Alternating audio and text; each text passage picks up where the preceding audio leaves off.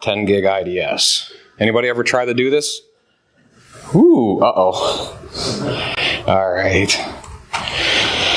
First of all, what are we doing here? I'm going to focus on performance, so not necessarily outputs, the visualizations, integrations, or rules. Just trying to get our performance up above this old but theoretical 50 megabit per core limit. Anybody who's tried it probably knows, yes, you can jump past this, and in this talk we'll try and get focused on the big knobs, simply because it's a stable talk, and like I said, get you started here because packet sniffing is fun. I give you excuses for doing wire sniffing, you know, who is it, Strand, and then we'll say, oh, the packet or the wire doesn't lie. That's an excuse. I love sniffing packets. I've always loved sniffing packets. I'll use any excuse to do so. And then also, you know, things you can get from this, obviously running a signature-based detection. Flow data can come out of sericata pretty easily, so your DNS and your cert info. So even if we're getting in the point where it's more TLS, and encrypted data, we can still extract value out of doing this. I'm also not going to cover the bro versus snort versus sericata conversation or Linux and BSD. Why worry over a few missed packets? This I actually found surprising when I started doing this. I was watching Eric, I'm not going to try to say his name. He's one of the main devs for sericata, and he was giving a presentation at NetDev. I was watching for the XDP part of it, and he took a PCAP, sabotaged it a little bit to try and get these results.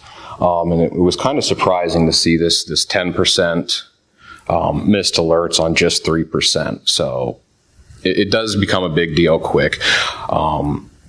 My observed drop rate was 9% with just 1.55% packet loss. Again, he mangled the PCAPs that he was running.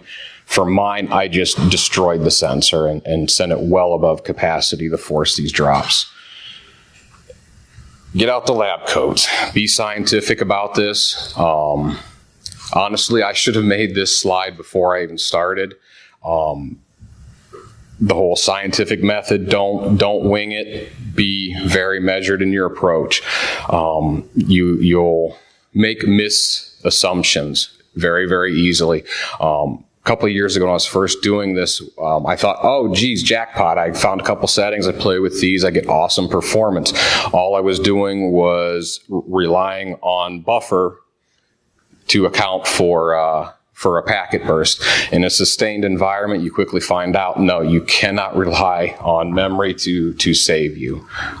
Buffers will fill, you will start dropping packets, and once you force yourself into this packet drop scenarios, you're really hurting your performance, and it's hard to recover from. Figure out what you want to measure and how. I did not use perf in this case just because I didn't want to get that into watching what the CPU was doing. But if you're going hardcore, definitely look into that. I focused on packet drops. Most of my stats will be in bandwidth rather than the more appropriate packets per second, and then the amount of alerts generated off the test, because ultimately that's truly what the deliverable is. You're trying to get alerts into a SIM so people can review it and take action. And then another mistake I made, which I'm trying to head you off on, is think about what you want to measure first so you don't have to retest, because that kind of sucks. And one of the things I failed to measure was memory consumption. So I could, at the end, I'm like, oh sweet, let's throw some memory utilizations and show you which settings really impact memory. And I did not have time to retest all of that for you. Resources. This is probably the most critical slide for anyone who actually wants to pursue this. Start here, start good, especially, obviously you're going to have to do the sericata documentation. Start there, that'll get you a good feel. Then go to that sericata extreme performance and tuning, there's 2 guides, 1 and 2. It consolidated a lot of the research that I had already done into one place. And they had better explanations for what I had found in other places. And the explanations were specific to what we're trying to do. One of the big mistakes I made here was with the C states on the processor.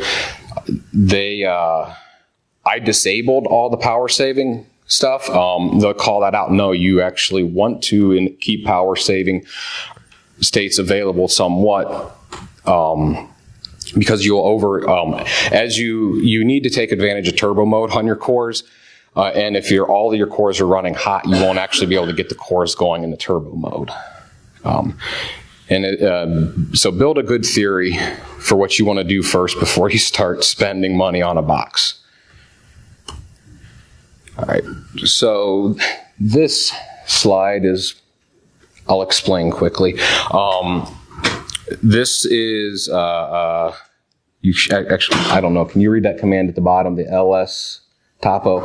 It's it's topology view of your hardware. Especially around the big boxes are the CPUs, which is going to be your focal point. This will help you make decisions on where you want what processes to run. Obviously, these are 2 very, very small boxes. And then I pointed out where I'm using the Intel X529 capture cards here. Here, I'll jump to a bigger one. This is a much, much bigger box. This is actually, screenshot is cut off. There's no device. The small box is going down. Those are devices that are associated directly to that CPU. What's hanging off on the other side is just the rest of the CPU. And then here's another big boy. This one actually had a Miracom in it and ran quite well for us, which is surprising when you look at, when you're reading through the documentation, you will want to actually test the theories. One of the big contradictions I found was, Mick, quit it, was hyper-threading. There you get into an argument about whether or not you should use hyper-threading on in this application, because in theory they could fight with each other. But your results aren't consistent. This box loved it. Hyper-thread away, burn every core, and everything runs great. This box, no. Only run single core or a single thread on them. The performance was a remarkable impact on performance. So that's why, again, don't run with assumptions. Start testing these to your hardware and the settings themselves. Let me see. Oh, and I also tried on this one. A lot of times I'll increase the buffer sizes. This was one of the only ones where it actually hurt horribly increasing a PCAP buffer. Because it's a Miracom, instead of AF packet, it used PCAP. Increased the buffer size on this one, destroyed performance. So let's start building up what we'll do. Isolate your cores first. This is the primary box I used here was an 8-core box. Now, no, I did not get 10 gig on an 8-core box, but I wanted to prove that I could get a gigabit per core so that you could easily scale up. When you have access to those 2 larger boxes, you're easily reaching for a 10-core. And you'll see all the different settings in here. A lot of this is all called out in the documentation, especially on sericata tuning god. But yes, that C state setting them to 3, I did that wrong.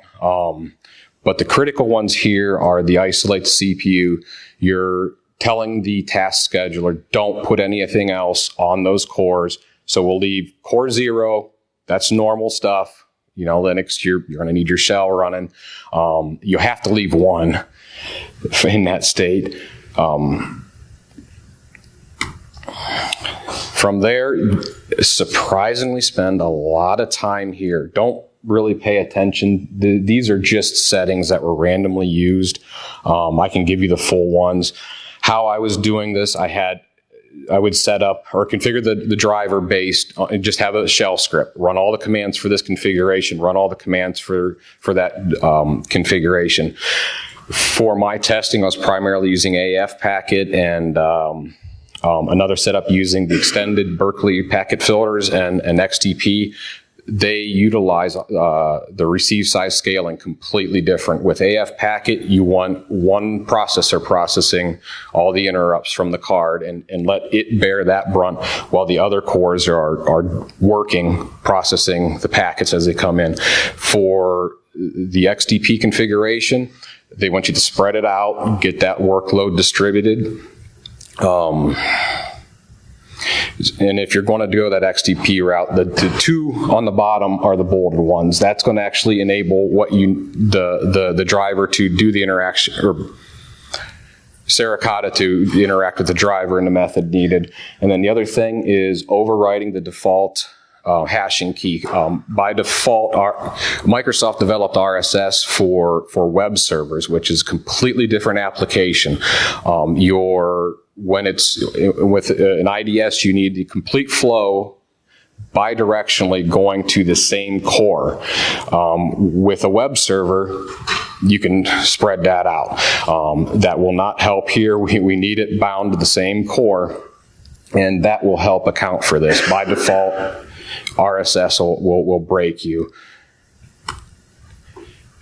Next, look at what sericata is built to do. This is less important today, but a few years ago, that critical go to jail stop was not in there in a lot of default packages. You really need to have hyperscan. That was the single biggest benefit you could get across the board. But hyperscan requires SSE3, which is an Intel command. Or was it micro? I can't remember. I'm blanking out on the term. Instruction set. And then AMD came along in 2001, adding it. Again, I'm using AF packet for the Intel cards, PCAP for the Miracoms, and then my supposed saving grace for another issue we run into is the extended Berkeley packet filters and XTP. Now I get to find out who was paying attention to the last slide.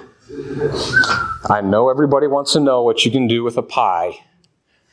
But anybody going to tell me why this ain't going to work? Winner, winner. Correct, the ARMs do not have the required instruction set. But I tried it anyhow with a brand new Pi 4 with 4 gigs. I had to move it. That was really warm. So I put the IR probe on it. That's 152 degrees on the surface of that board. So I quickly said, ooh, how do we check the internal temp? Yeah, we got 84 degrees. The Pi's max is 85 Celsius. So here's what happened pushing a gigabit to it. It would not receive a gigabit. It maxed when it was cold at 723. As the temp rose, the packets per second it would ingest started dropping considerably. The results were awful, and the Pi suffered little. So yeah, in a small workout, breakout, this would work fine in your house. Like not pushing packets, yes, at home it works. But 100 meg watching your internet traffic. For real, no. Here's a lot of the critical settings inside of the sericata config that I found the most beneficial. AF packets, we're running 8 core, so I went ahead with 7. Keep that in mind. These numbers were specific to my box. You take these numbers and change them, adjust them up and down. Some of these numbers I have here completely contradict the documentation. Specifically, that max pending packets, they want you to have it low. Some of them, I've put it as high as possible. The detect profiles, that's very consistent going with 200 groups there. And then on the right side coming down. That's how you set up the the core isolation. And the XDP config, that's another thing to note here. The documentation does not match this, but this works. What's in the documentation doesn't. Another possible consideration we could do here would be using the just not extended Berkeley packet filters, but the regular Berkeley packet filters, and excluding traffic on the command line for sericata. It took me a while to get to the point where this would be beneficial because I was dropping packets earlier on. You could also do a pass roll in sericata to just make a match and jump, but you're hurting yourself because you want to get rid of the packets as early as possible. Now let's get to some results here. This may actually be the third box we did.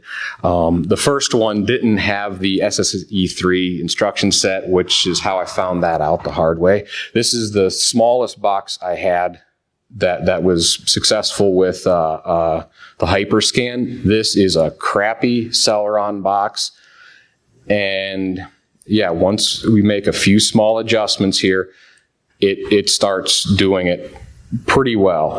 And there you can call out the difference with having Hyperscan available. Having that not available to the engine, I'm dropping 33%. Enabling it, it goes to 0 at 1 gigabit. So that's why I'm giving you a full stop, get Hyperscan going. This is where I did most of the testing. I did it with a couple of different ways. Instead of doing live PCAPs or coming off the live wire, the problem with doing that, you'll start making assumptions based on your traffic flow. Different times of the day, you get different traffic. I was using PCAPs being pushed with TCP relay so I could get the same consistent push and use that to either throttle up, throttle down the traffic, and then also to keep my expected alerts consistent so I know how many alerts I'm dropping. Started off at 1 gigabit. Wait, hang on. Oh, I'm sorry. And I intentionally used one of the PCAPs was intentional to cause an issue. Your biggest problem with doing this is going to be an elephant flow. So getting a single flow that's over 500 megabit. That's what's going to hurt you. You turn these cranks, you will easily be able to handle 10 gig worth of traffic, except for that elephant flow. And that's what I was working in this 8-core box. I could not get it below 3.5%, but this was an older desktop. This was not a true server. The documentation will lead you astray with the Intel cards. They will say, don't use the drivers from Intel. It won't work. You have to use the Intel drivers. And then also, I ended up, let me go through these quick, so you can see with Hyperscan going on. And you also I cranked up the loops for my testing because I made a bad assumption early on. I was pushing the PCAPs, but I wasn't filling the buffers. So in production, you want to have buffers to safeguard from dropping packets. When you're testing, unless you want to really drag out how long you want to run your tests, you need to keep your buffers as low as reasonable. So yeah, I did a happy dance, pushed 6 gigabit. Yay, didn't drop a packet, then realized, nope, everything was in the ring buffer. A few of these tests, I would stop. TCP relay would be done after 5 minutes of traffic, but sericata's still burning on 2 cores because it's playing catch-up processing with the ring buffers. That's cool if you want to just show off, but if you're going to sustain at 10 gig, you cannot rely on memory. Let me see. And then I eventually started dropping how many cores I was using in this configuration. I ended up using one worker, one completely idle, and I was still, and then, one for management, one idle, and 6 actual doing workers to give me the 1 gigabit per core. That worked fine. However, when I cut it to 5 cores actually working, I started dropping packets again. So even on this desktop quality hardware, I'm still processing 1 gigabit of traffic without drops. Now, the last part was the disappointing, the XDP versus non-XDP. XDP and eBPF is supposed to drop the flows even earlier. So you start watching the flow, you get to the normal signature depth. You're not going to have a match, so go ahead and just start dropping that flow, and and get it down. If you get the right card, you can do it in the firmware. Otherwise, you're doing it in the driver layout. I really thought this was going to be the silver bullet. Yay! At the end of the presentation, this will answer all our hopes and prayers. It did not. It actually performed worse unexpectedly. Yeah, with XDP, now, statistically, from the alert standpoint, because of the PCAPs I used, the number of alerts generated was the same, but the flows that were being dropped were later in the PCAPs. But if you look at the actual drop rate of packets, I'm running over 4.5, which is getting too high. I need to hurry up. Miracom, if you're going to use a capture card, you must recompile the Miracoms against the sniffer library, for one. 2, don't follow the documentation. Snap this. This worked. What they lead you to do in the documentation to configure it does not. And then on a later Debian system with systemd, this is where I chose to put it in the libsystemd systems sericata service file to get, basically you need to pass environmental variables into the process when it's starting up to configure it. And my data ring size, if you go by the documentation there, that completely contradicts what the documentation says. Again, adjust these settings, test them for your hardware and your environment, because your traffic flows will make all the difference in the world. And you have an H-top screenshot there. That is, I think that was taken at 8 gigabit, so of live traffic. And yes, this is the one that does not like the hyper-threading, but it's processing. No, I don't want any questions. Questions? Sorry for doing this as a stable talk. This really could have been full-length talk for every Derbycon, but we ran out of Derbycons before I got started. Come on, somebody's got to call me out on something here. There's a lot of room. Yes, Mick? So, were you using any custom kernel compiles, like changing things like semaphore value? Surprisingly, no. On you getting the forward kernel tree, I found it not necessarily using the Debian straight up. You do an apt-get install sericata even, and you can get a good ways up this tree. But make sure but if you do this a few Debian build or versions ago, no, absolutely not. Compile your kernel. You have to compile sericata, because you won't have hyperscan. Anything else? I'm not saying that the kernel compile couldn't possibly. Yes, sir. Did you primarily use a packet, or did you test any other? I was using TCP relay to replay PCAPs for this. That was my primary, because like I said, I wanted it to be the same repeatable test. Otherwise, again, I made that mistake before by not really controlling the packet flow, and I made bad assumptions. One of the big bad assumptions you can make is, yay, everything works in the afternoon. Will it work in the morning when the users all log in? That actually did work out. It was fine. Where I got hurt was in the middle of the night. What happens in the middle of the night on a network? Guess what a backup counts as? That's where I started learning about these alleged elephant flows that are the bane of your existence. Scans. Yes. But you want to try and keep up with scans, especially because a lot of them seem to be short and sweet. But either way, I already got the stop sign, so if you want to keep talking, we will talk outside.